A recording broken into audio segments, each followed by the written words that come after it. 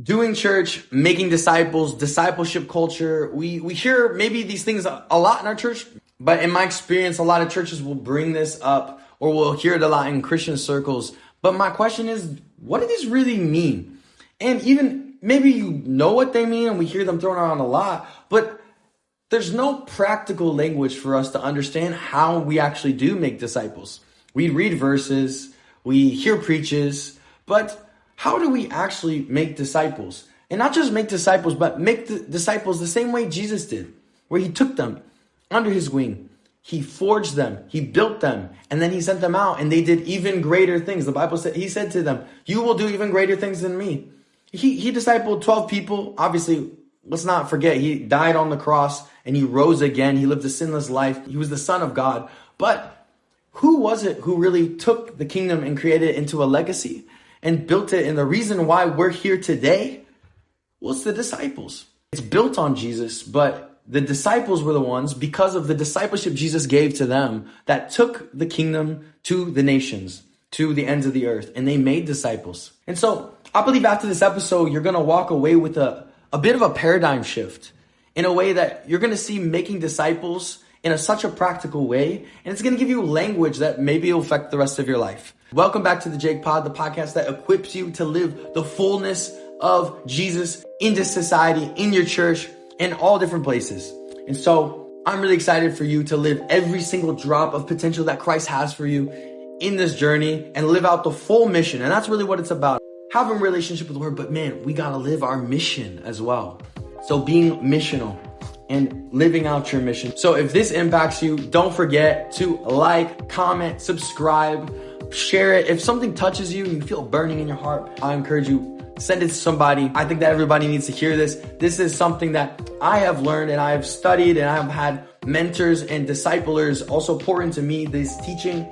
And so it's not mine. It's something that's been taught many times, but it needs to be passed on. The same way in Timothy, Paul says, I'm giving you this teaching so that you may send it off to more people. And so let's get started. Don't forget to subscribe, to like, to comment. If you know me, you'll know that I'm a little bit ADHD, but you'll know that I'm not the biggest fan always of keeping things in theory and having things in theory. Actually, I believe that our theory and our principles should translate into a lifestyle and actually living things out. Now, disciple is a word that I think is thrown around a lot. And depending on your culture or your denomination or your family background, you may think of or imagine different things when you hear the word. Today, I hope to bring language and clarity to people who are new to the faith, but also people who maybe have been walking for Jesus with years and they thought they knew what discipleship is. They thought that they knew maybe the pragmatic ways of being able to be a disciple maker, but maybe they didn't have the language. They knew the things that you needed to do, but they didn't have language for it to be able to explain it and help people understand it in the culture relevant today. And I believe that's really important, that we speak to the culture today, that we don't become a part of the culture. We're in the world, but we're not of the world, that we're maintaining our heart posture inside of the place where we're at. But we're also speaking the same way that Paul talks about, that I'm a Jew to the Jew, a Greek to the Greek, a Roman to the Romans. He's speaking their language, but he's not becoming their culture.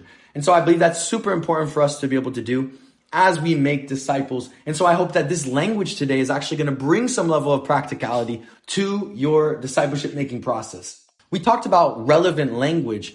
And in the days of today, you're probably not going to go around the same way Jesus said and say, you're my disciple, I'm your rabbi, follow me.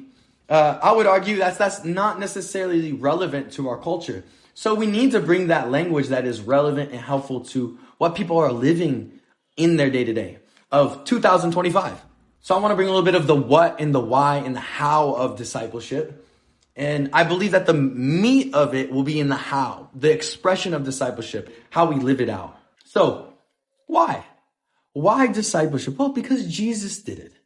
Jesus made disciples, and we make disciples because A, we're called to live like Jesus, and B, Jesus said, go and make disciples. That's Matthew 28.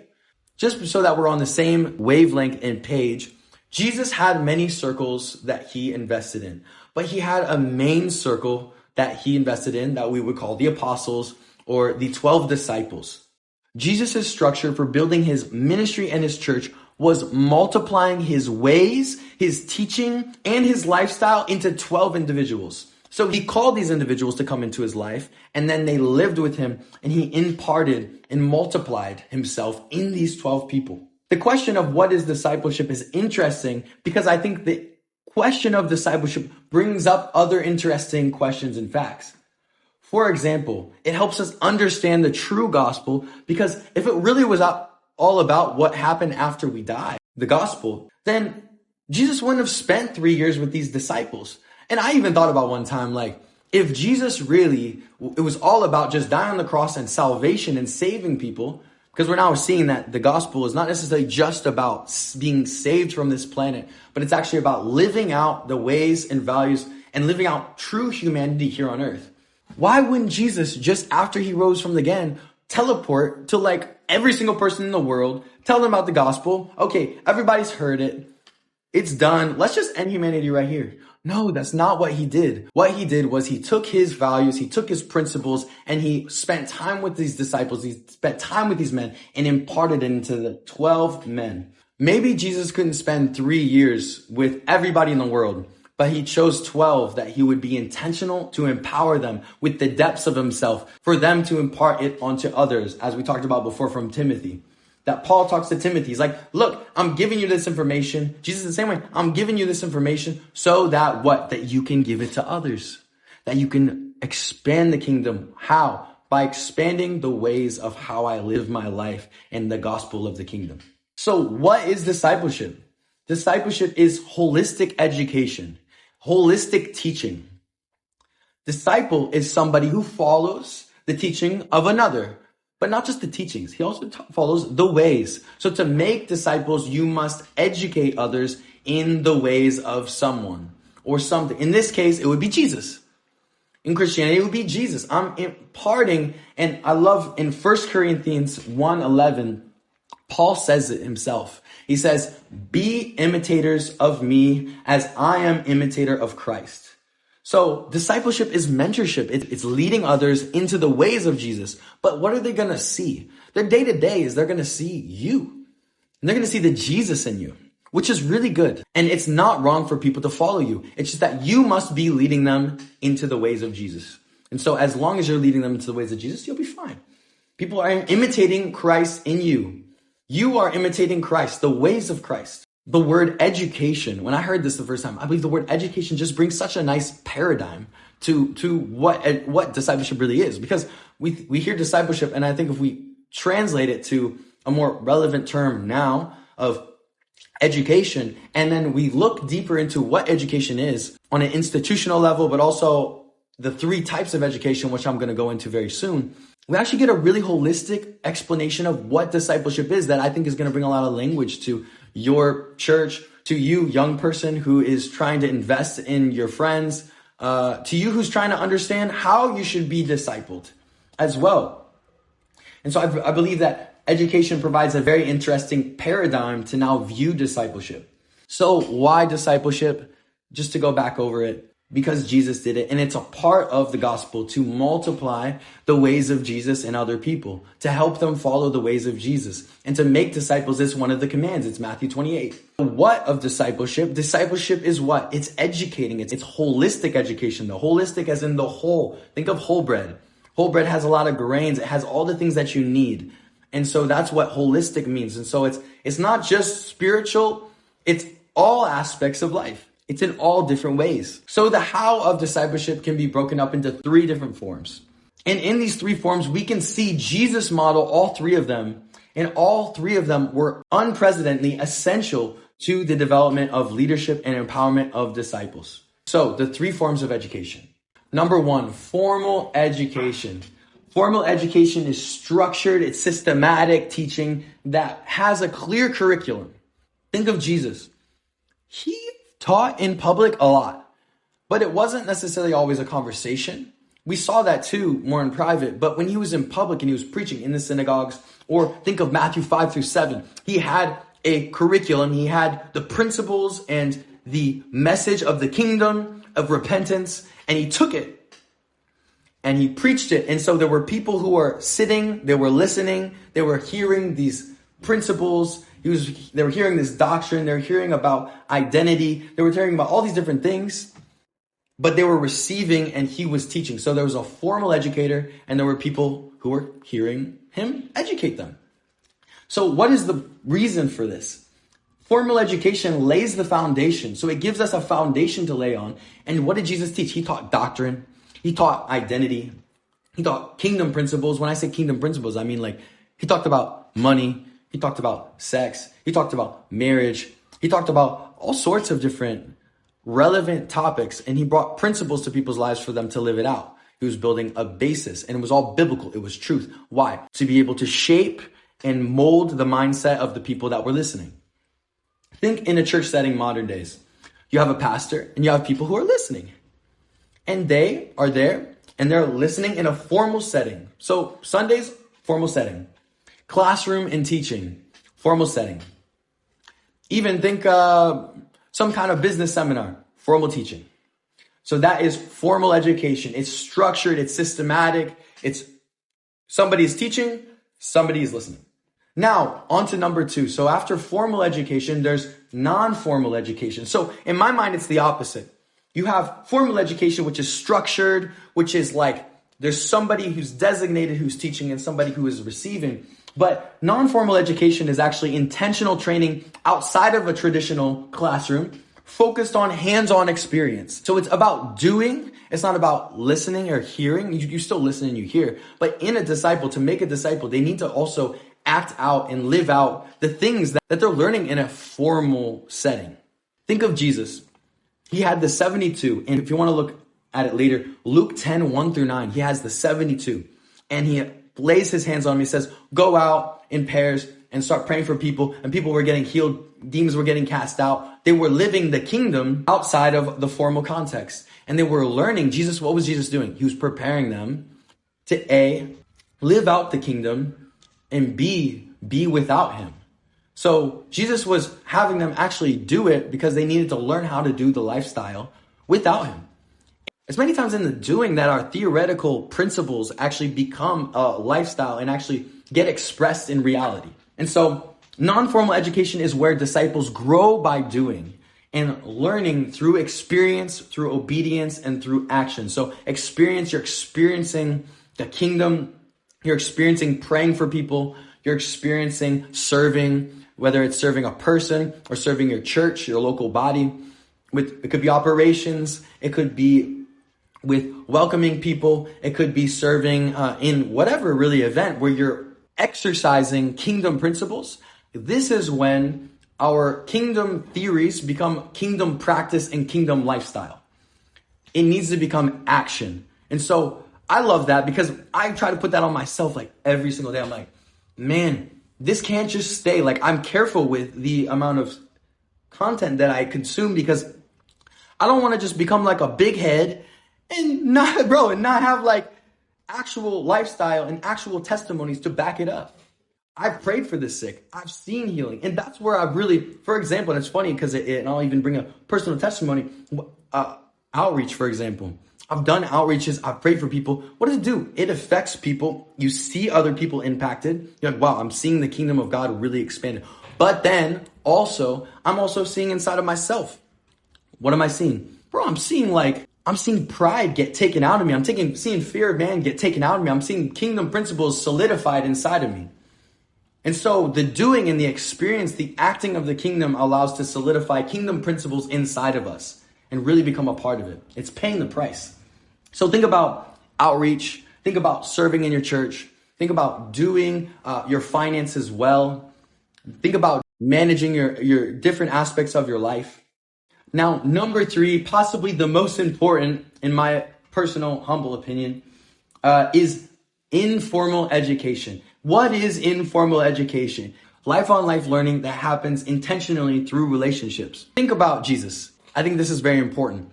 Jesus, for example, at the beginning of Mark, he sees Peter, he sees his brother, and he's like, hey, you guys, come and follow me. So he chooses them.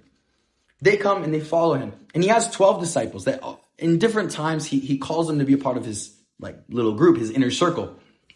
And inside of this, what did they do? They spend 3 years together, day by day, Now, why would that be important? Well, once you start looking at discipleship in a holistic way, it's not just spiritual stuff from the church, which really, everything is spiritual in a sense that there's no secular and sacred, but it's all together. The way that you treat your finances, the way that you treat your friends is the same way you're going to treat God. And so everything is really connected. Many times our emotions and our bodies and our spirituality are very much more connected and intertwined than we actually believe or we see it. Now, with life on life, what happens is lifestyle rubs off on us. And it also gives access to something that maybe we wouldn't have if we just had formal or non-formal education. Because you're practicing the theoretical things that you're learning in formal education. So you're growing in that aspect, but you also need people in your life that do life on life with you, that you're investing in, because it's through time. You build connection, you build friendship, and that is the bridge to be able to invest in people. I love this.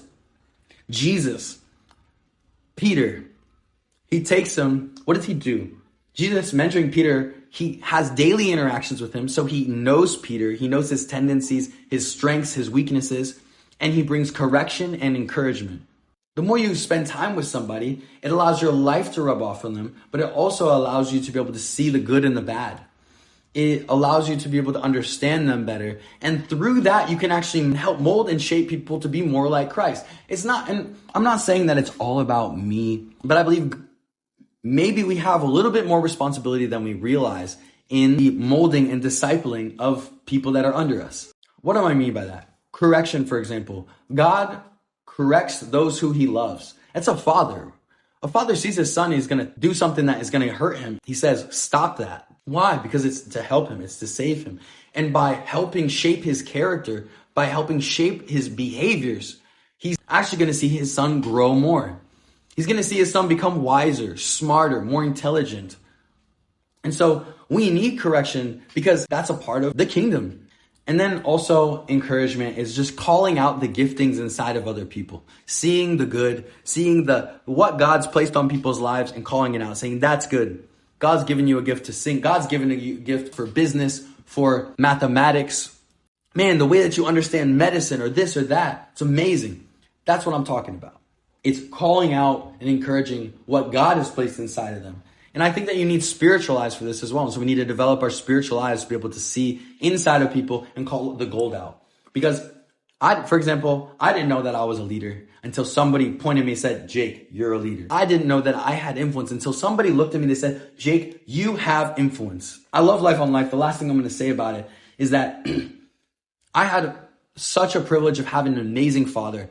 And what would he do? He would take me with him to Home Depot or to Lowe's, places. And he was always doing projects around the house. And so he'd take me with him. We go and we buy the stuff. Then we go home. I'd help him just carry something or do something. And maybe you're like, man, he's not really even doing anything. But actually, he was discipling me. He was training me. And maybe he didn't even know that he was doing that. But the life on life built identity in me. I know how to do things around the house because of that. I know how to change electricity or change a faucet or all sorts of things that I wouldn't have known before. And so what happened? His lifestyle rubbed off on me. And we got to do that too. We have to have these people and to be able to invest in these kind of people. Even here now, I have Luke Casey here who's with me. He helps me with just some small things of around the house. We eat lunch together.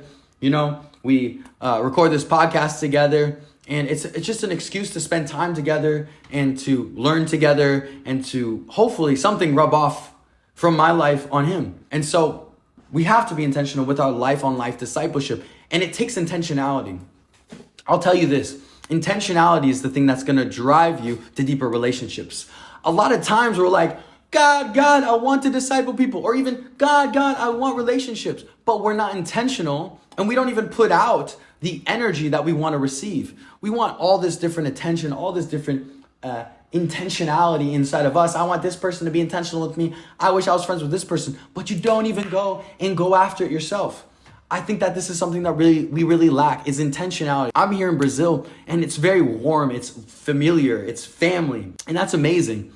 And I love it because I've been able to see the way that creating a family atmosphere actually facilitates intentionality so well. But at the end of the day, even though there's a family culture here, you can still be lonely because it takes your own intentionality to be able to create deep relationships. And so with life on life, It's inconvenient. It's very inconvenient. Man, Luke Casey, he's tired. I'm tired. It's Sunday afternoon. We already been to church one time today. We're going again. But guess what?